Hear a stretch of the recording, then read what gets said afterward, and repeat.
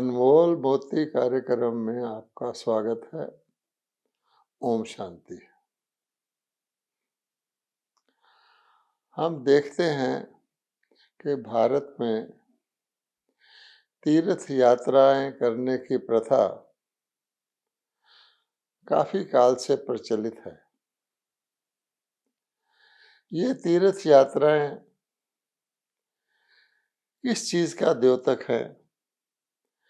क्योंकि हम जानते हैं कि भक्ति मार्ग में 2 युगों से जो भी स्मारक बनाए गए हैं वो किन्हीं ऐसे ईश्वरीय कर्तव्यों के स्मारक हैं जो परमपिता परमात्मा द्वारा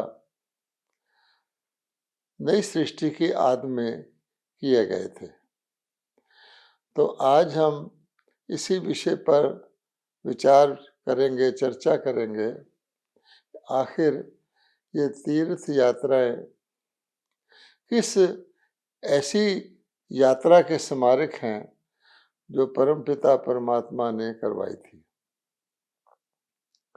हम जानते हैं कि बहुत सारे पद्धतियां भक्ति की बनाई गई हैं जिसमें तीर्थ यात्राओं का प्राविधान है और भगत जन बकायदा विधिवत तरीके से भिन्न भिन्न तीर्थ यात्राएं करने जाते रहते हैं।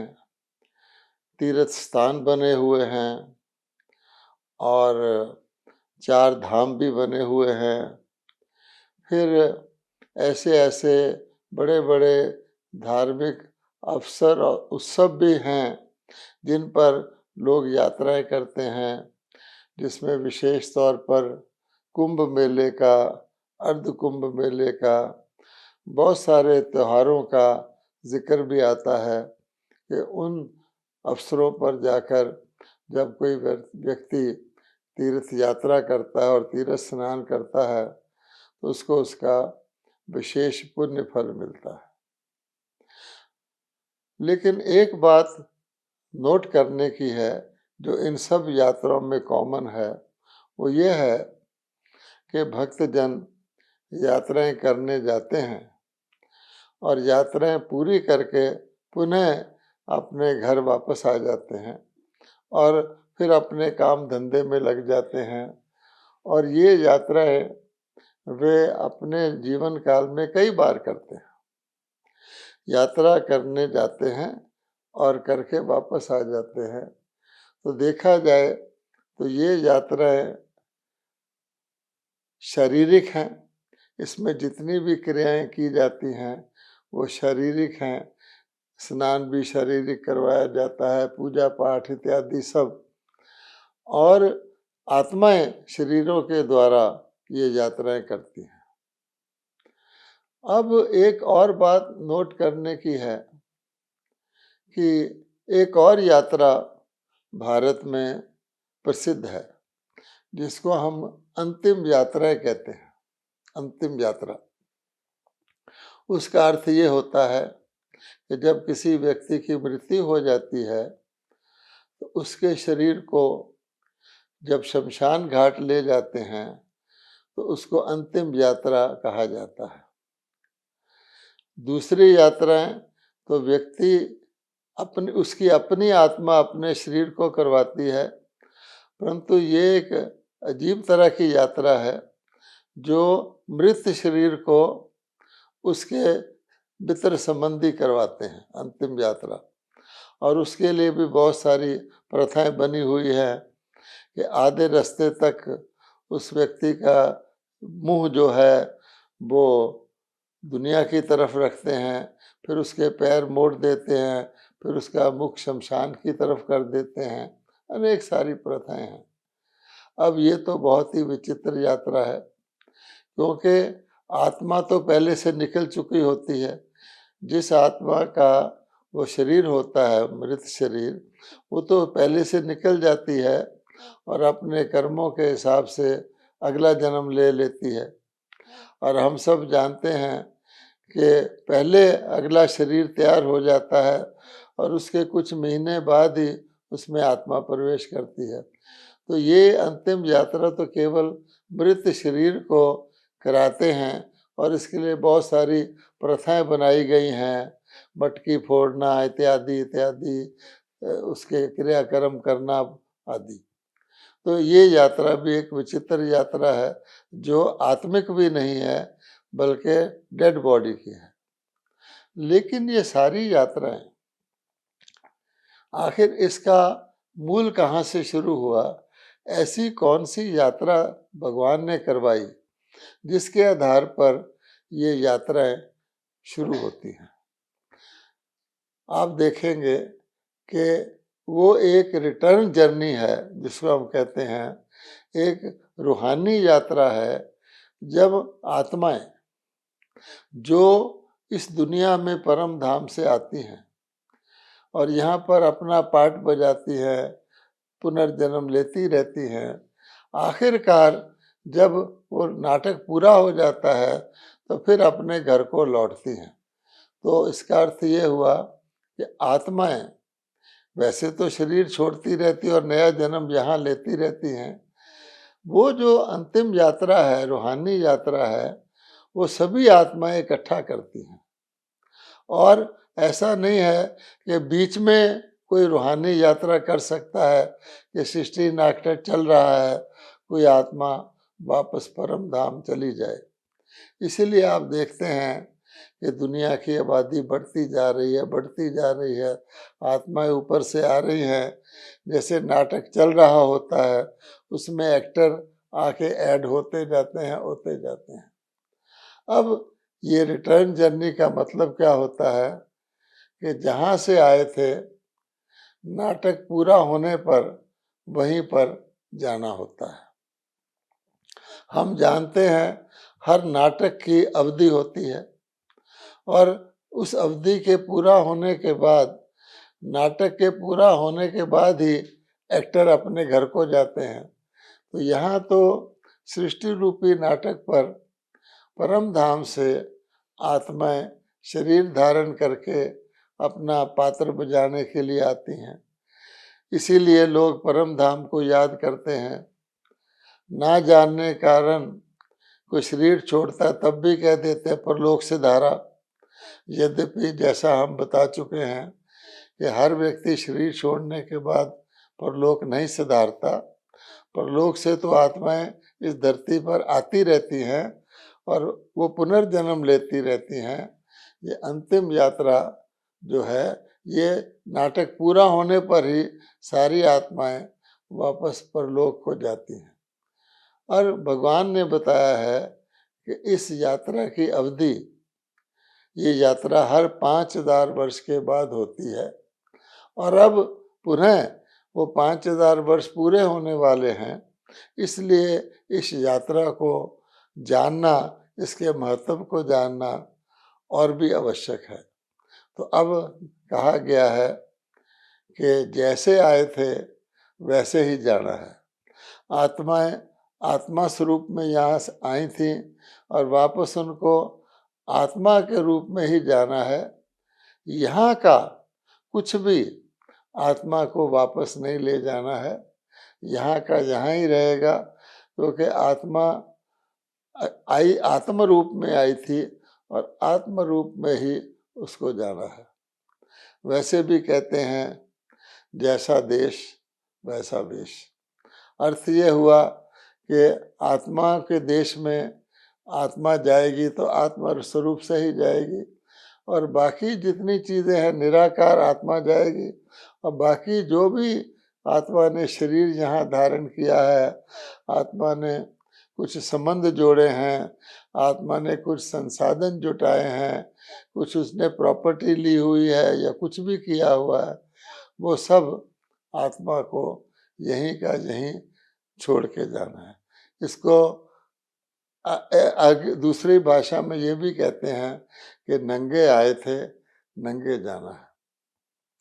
शरीर रूपी वस्त्र और शरीर से संबंधित सभी चीज़ें हमको इसी लोक में छोड़ जानी है। इसी साकार लोक में ही हमें वो चीज़ें मिली हैं। अब एक प्रश्न उठता है वो बहुत इम्पोर्टेंट महत्वपूर्ण प्रश्न है, और वे है कि जब आत्माएं परम धाम से आती है, कोई भी आत्मा आती है, तो वो प्योर होती है, पवित्र होती है, पावन होती है। और हम ये भी जानते हैं कि इस धरती पर आकर काफी समय तक आत्माएं अपनी पवित्रता को कायम रखती हैं। शरीर धारण तो करती हैं, लेकिन अपने आत्म स्वरूप की स्मृति में रहती हैं, और अपना जो निजी उसके संस्कार हैं, क्योंकि आत्मा के जो निजी संस्कार हैं, जैसे हर बीज के निजी संस्कार होते हैं, उस बीज के अंदर जो होता है वो है ही पवित्रता है, शांति है, सुख है, प्रेम है, आनंद है, सहयोग है।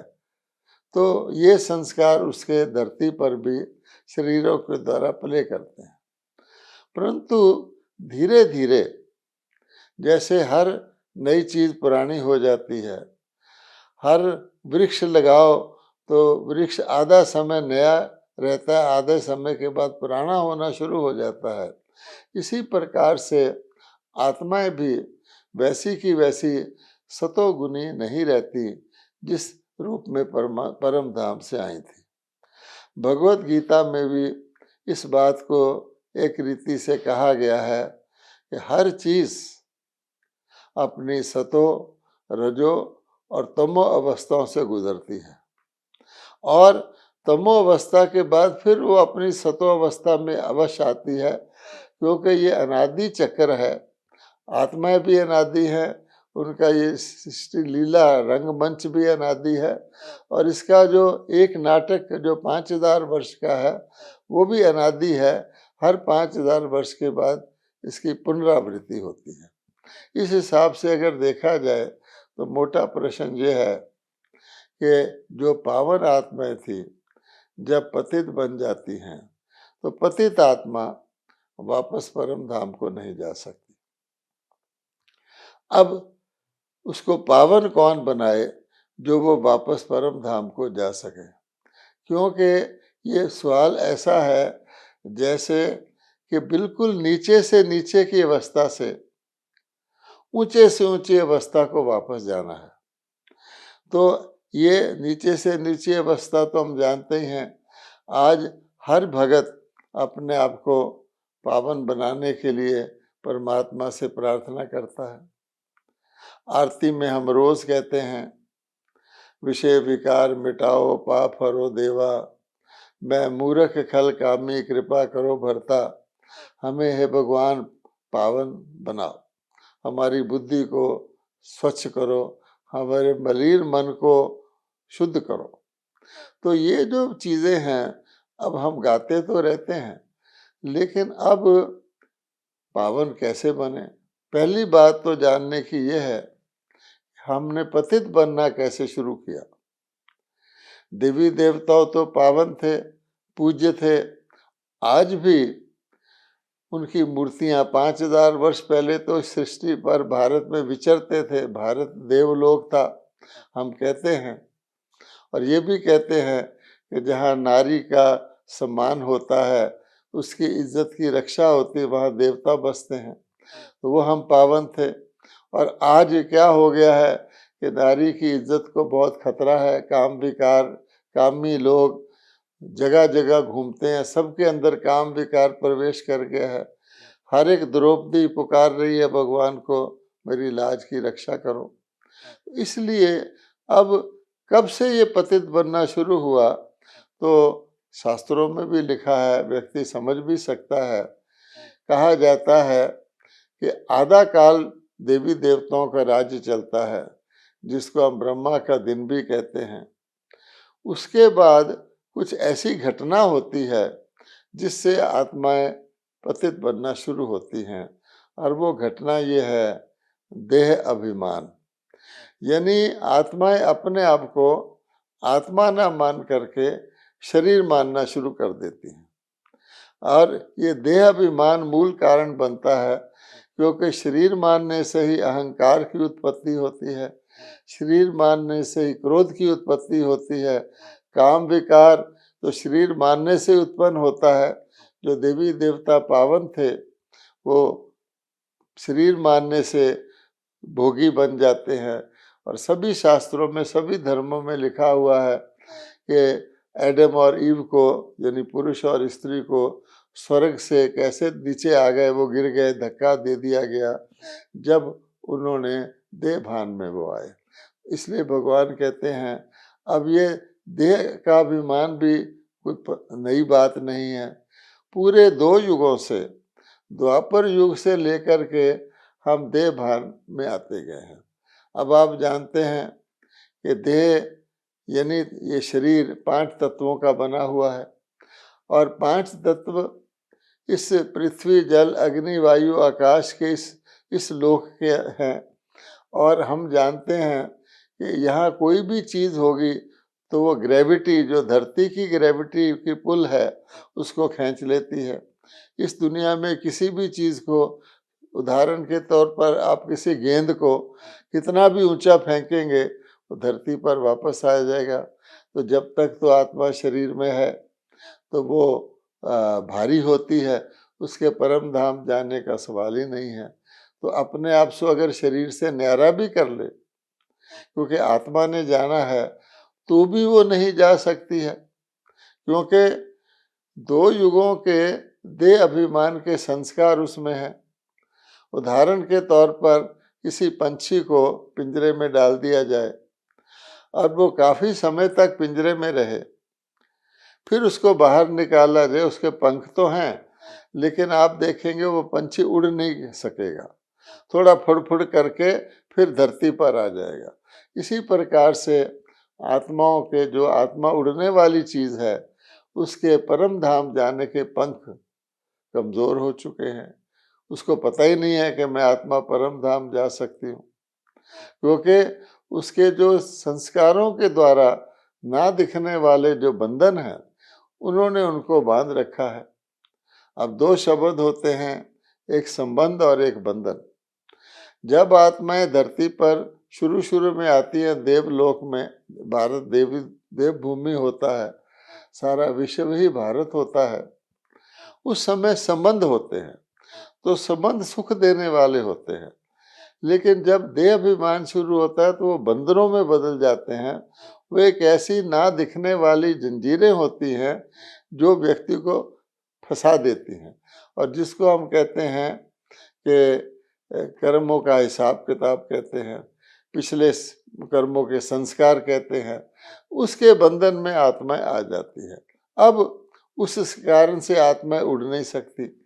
जाना उनको परम धाम है, ऊंचे से ऊंचे स्थान पर है, परलोक में जाना है, और जिस पावन स्थिति में आई थी उस स्थिति को धारण करके ही जाना है। इसलिए इसको यहाँ प्रश्न पैदा होता है कि आत्मा जो रूह है, वो रूहानी यात्रा, आत्मिक यात्रा परम धाम की कैसे कर पाए।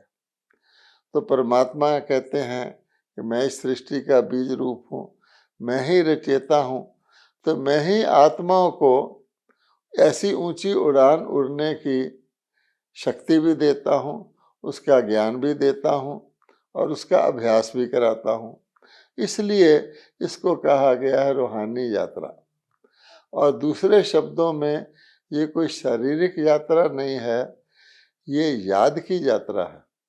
आत्मा शरीर के अंदर रहते हुए परम पिता परमात्मा को याद करती है, जिसको भगवत गीता के शब्दों में मन मना भव कहा गया है। भगवान कह रहे हैं कि हे आत्माओं, तुम अपने मन को मेरे में लगाओ। या दूसरी जगह कहा गया है माम एकम शरणम व्रज, मेरी शरण में आ जाओ।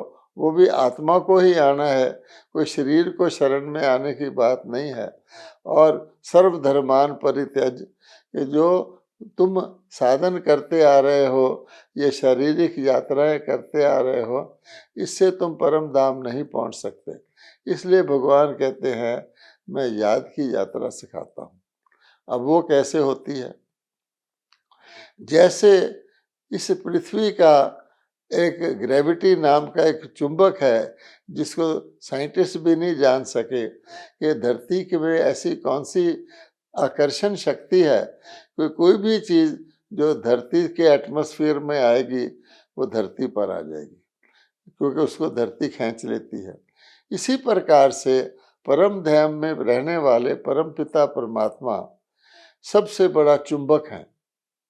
परमात्मा को याद करने से परमात्मा हमको परम धाम में खींच सकते हैं। लेकिन हम जानते हैं कोई चुंबक होता है, अगर उसने सुई को खींचना हो तो सुई के ऊपर जंक लगा हुआ नहीं होना चाहिए। अगर सुई के ऊपर जंक लगा हुआ है तो चुंबक उसको नहीं खींचेगा।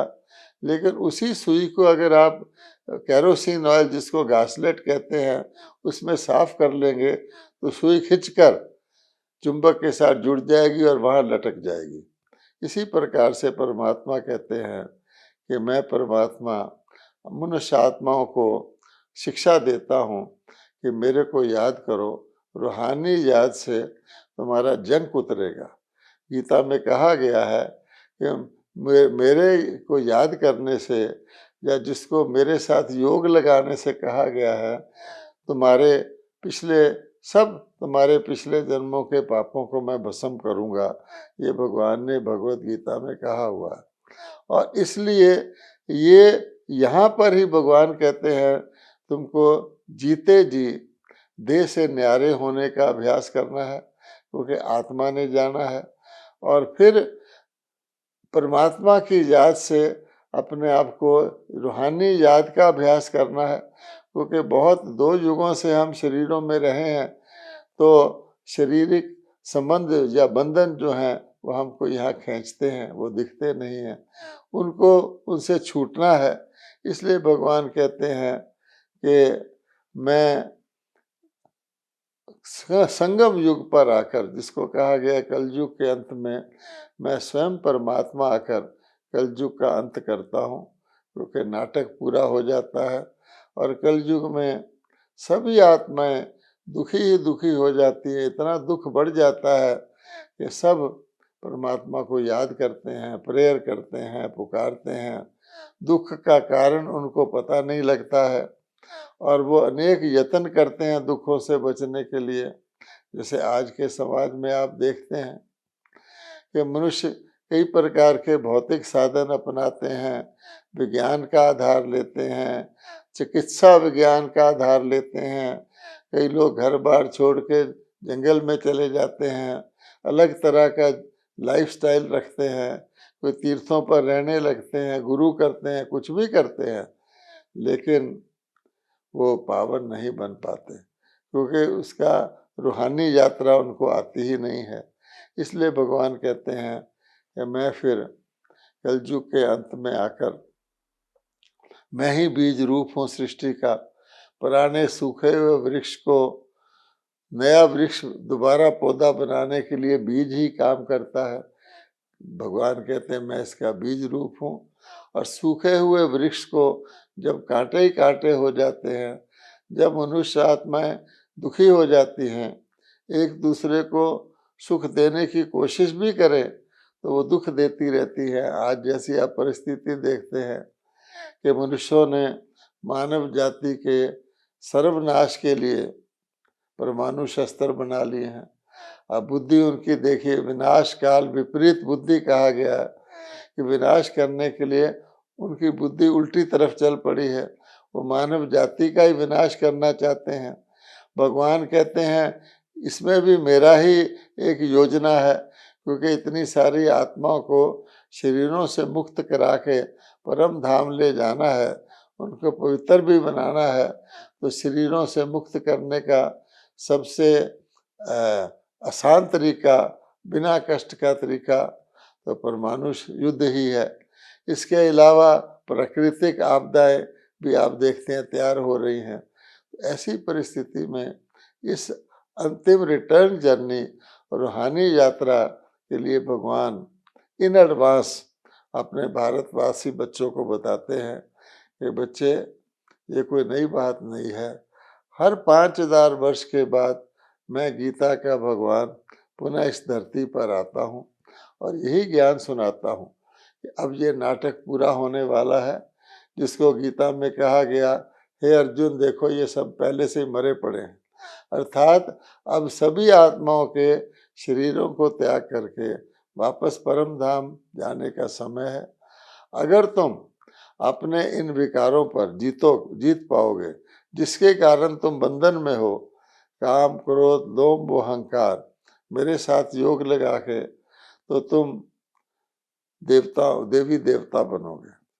और अगर नहीं पाओगे तो फिर तुम्हें धर्मराजपुरी में सजाएं देकर आत्मा को पतित से पावन बनाया जाना पड़ेगा। तो जब ऐसा अवसर है कि जब हम कलयुगी नरकवासी पतित मनुष्य से सतयुगी स्वर्गवासी पावन देवता बन सकते हैं, तो हमें परमात्मा इस वक्त सहयोग दे रहे हैं, योग सिखा रहे हैं, आत्मिक यात्रा सिखा रहे हैं, याद की यात्रा, जिससे हम इस देव पद को पा सकते हैं। वरना फिर दूसरा तरीका जिसको कहा जाता है लातों के भूत बातों से नहीं मानते, वो विनाश द्वारा अनेक जन्मों के पापों की सजाएं खाकर सबको वापस जाना ही होगा। ओम शांति।